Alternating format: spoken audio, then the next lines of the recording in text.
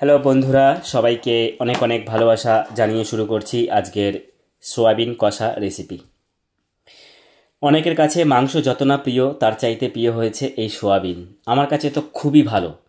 বাড়িতে গেলে আমি বেশিরভাগই দিনই বলি যে সোয়াবিনটা রান্না করো। তো কাদের কাদের সোয়াবিন প্রিয় তারা অবশ্যই কমেন্টস করে জানাবে। তো বেশিরভাগ ক্ষেত্রে সোয়াবিন কষাটা দারুণ লাগে, মাংসের চাইতেও ভালো লাগে।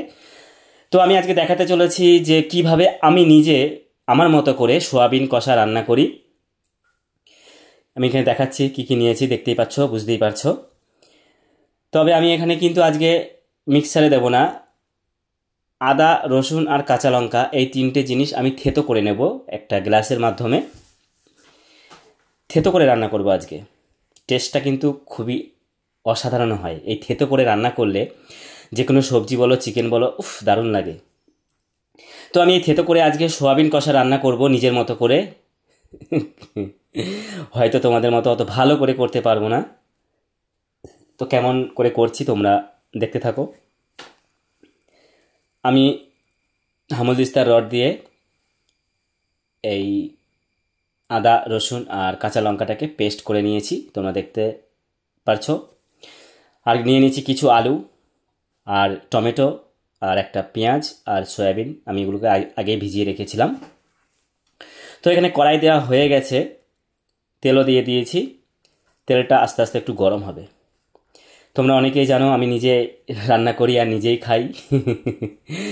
তো আমার রান্না কেমন হয় তোমাদের কমেন্টস পেলেই আমি বুঝতে পারি। কেমন হয় টেস্ট হয়তো বুঝতে পারো না, কিন্তু দেখে বুঝতে পারো যে রান্নাটা কেমন হয়। আমি আবারও বলছি, হয়তো তোমাদের মতো করতে পারি না। আমি নিজের মতোই রান্না করি, নিজে যেমন পারি তেমনই রান্না করি। এই গরম তেলের মধ্যে আমি দিয়ে দিচ্ছি যে থেতো করেছি, দিয়ে দিলাম এই থেতো করা আদা, রসুন আর কাঁচা লঙ্কা।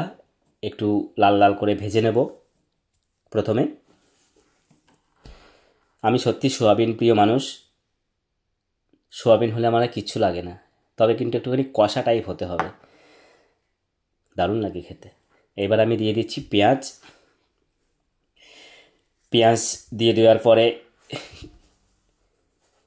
ওর সঙ্গে মিক্স করে নেব। তো তোমাদের কার কার সোয়াবিন কষা খেতে ভালো লাগে আমাকে অবশ্যই কমেন্টস করে জানিও। তোমাদের মতো অত ভালো করে পারছি না। তো আমি এগুলোকে মিক্স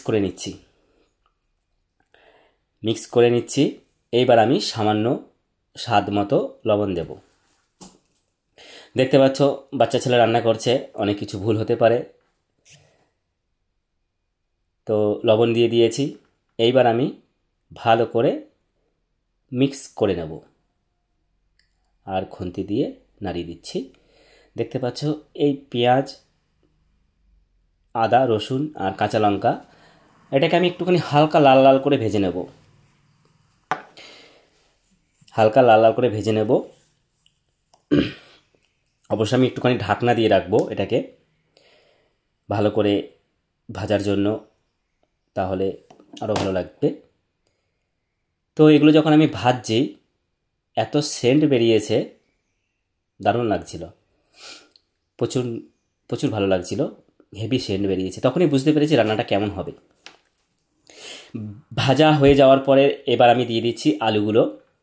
আমি কিন্তু যখনই রান্না করি জিনিস এক জায়গাতে দিই না, সবসময় ছড়িয়ে দিই যখন দেব।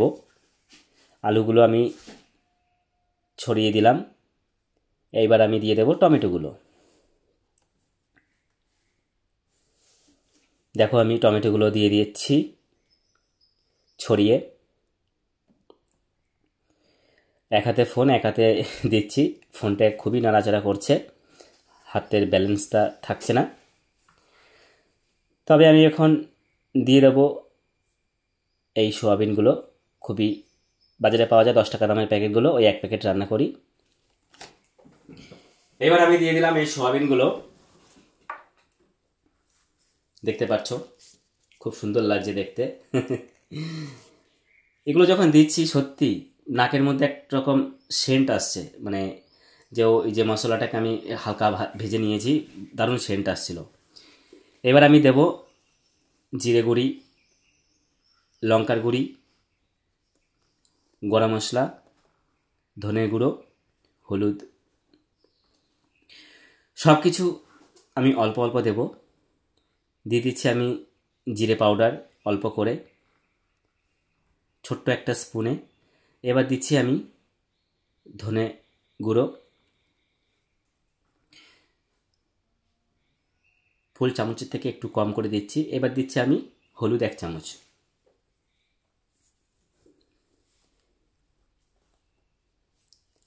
হলুদ 1 চামচ দেখতে পাচ্ছ, এটা আমি গরম মশলা দিয়ে দিলাম।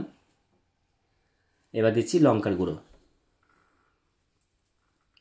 আমি বেশিরভাগ রান্না গুঁড়ো দিয়েই করি, বুঝতেই পারছো বাচ্চা ছেলে মানুষ কেমন করে রান্না করবে। তো আমরা যারা প্রবাসে থাকি, এরকম ছেলেরা যারা রান্না করে খায়, এরা এইভাবেই রান্না করে খায়। সেটাই আমি দেখাচ্ছি যে আমরা ছেলেরা কেমন করে রান্না করি। আমি সবগুলোর ঢাকনা বন্ধ করে দিয়ে পাশে রেখে দিলাম। এইবার আমি খুন্তি দিয়ে মিক্স করে নেব, ভালো করে সুন্দর করে মিক্স করে নেব। দেখতে পাচ্ছ কালার চলে আসছে, দারুণ কালার। তো রান্না তখনই ভালো বোঝা যায় যে কেমন হতে পারে, যখন তার মশলার যে একটা সেন্ট আসবে, তারপরে একটা কালার আসবে, তখনই বোঝা যায় যে রান্নাটা কেমন হতে পারে। আর আমাকে দেখে বুঝতে পারছো যে আমি কেমন রান্না করি, কেননা ওই রান্নাটা আমিই খাই। ওই রান্নাটা আমিই খাই। এইবার আমি মিক্স করে নিলাম, হালকা ভেজে নিচ্ছি। কালার কিন্তু চলে এসেছে, দেখতে পাচ্ছ খুব সুন্দর লাগছে। আমি তো আজকে ভিডিও করছি বলে খাচ্ছি না, কিন্তু আমি যখন আগে সোয়াবিন রান্না করতাম, আমি রান্না করতে করতে অর্ধেক কমে যেত, এটা অনেকে জানে। এবার আমি ঢাকনা দিয়ে রেখে দেবো কিছু সময়ের জন্য, ভালো করে সেদ্ধ হবে, ভালো করে পাকবে। থালা দিয়ে আমি ঢেকে রেখে দিয়েছি। তারপরে কিছুক্ষণ পরে ঢাকনাটা সরিয়ে দেখতে পাচ্ছ কত সুন্দর লাগছে, দেখলেই খেতে ইচ্ছে করছে। সত্যিকারের এটা একটা খুবই ভালো সোয়াবিন প্রিয় মানুষের জন্য, যারা সোয়াবিন খেতে ভালোবাসে। এবার দেখো ভাজা হয়ে গেছে হালকা হালকা শুকনো শুকনো করে, যেহেতু আমি কষা করছি একটু শুকনো শুকনো রাখবো। তো আমার রান্না জানি না তোমাদের কেমন লাগে, কিন্তু কমেন্টস করো তোমরা সবাই, খুব ভালো লাগে। এইবার আমি হালকা জল দেবো, কিন্তু জলটাকে আমি টেনে দেবো। কিন্তু হালকা জল দিচ্ছি কেন, মিক্সটা আরও সুন্দর হবে, আরও ভালো হবে। হালকা জল দিয়ে ওইটাকে মিক্স করে দেওয়ার পরে আমি আবার ঢেকে রেখে দেবো যতক্ষণ না এই জলটা টানবে। সেক্ষেত্রে সোয়াবিনের যে টেস্টিটা আরও বেড়ে যাবে, খেতে আরও সুস্বাদু লাগবে। সোয়াবিন আমার সত্যি ফেভারিট। বাড়িতে গেলে আমার সোয়াবিন হবেই, মাছ হোক বা না হোক, সোয়াবিন আমার হবেই। তারপরে আমি এই যে জলটাকে মিক্স করে নিলাম, কত সুন্দর লাগছে দেখতে। দেখো জলটা টেনে গিয়েছে, এইবার কিন্তু একবারে রেডি, খাওয়ার জন্য রেডি। তো এই সোয়াবিন কষাটা সত্যি কথা রুটির সঙ্গে এবং ভাতের সাথে দারুণ লাগে খেতে। রুটিটা হলে কিন্তু বেস্ট হয়, আমার পক্ষে রুটিটা হলেও কিন্তু বেস্ট হয়। অনেকে ভাতের সাথে খায়, তার কাছে তার ভাতের সঙ্গে খুব ভালো লাগে, কিন্তু আমার কাছে রুটির সঙ্গে হেভি লাগে। তবে আজকে ভাত করেছি। তো তোমরা দেখতে পাচ্ছ, এইবার আমি একটা বাটিতে এটাকে নেব, তোমাদের সামনে বাটির মধ্যে নেব, আর তোমরা দেখবে কেমন হয়েছে। খুব সুন্দর গরম ভাপ উঠছে, আর ভাপ নয়, ভাপের সাথে খুশবু আসছে, খুশবু। যে খুশবুটা খাওয়ার জন্য আরও আগ্রহী করে তোলে যে কোনো জিনিসকে, তার খুশবু, তার কালার। দেখতে পাচ্ছ খুব সুন্দর কালার হয়েছে, কিন্তু কালারফুল কুকিং। তো বুঝতেই পারছো বাচ্চা ছেলে আর কেমন করে রান্না করবে। এইভাবে আমি আমার সোয়াবিন কষা রেডি করে নিয়েছি। তো আজকের আমার সোয়াবিন কষা অবশ্যই আশা করছি তোমাদের ভালো লাগবে। থ্যাংক ইউ সো মাচ আমার পাশে এইভাবে আমার সাথে থাকার জন্য। সবাইকে অনেক অনেক ভালোবাসা জানিয়ে আজকের সোয়াবিন কষা এইখানেই সমাপ্ত করছি। অবশ্যই তোমরা কমেন্টস করবে। Thank you so much, tata.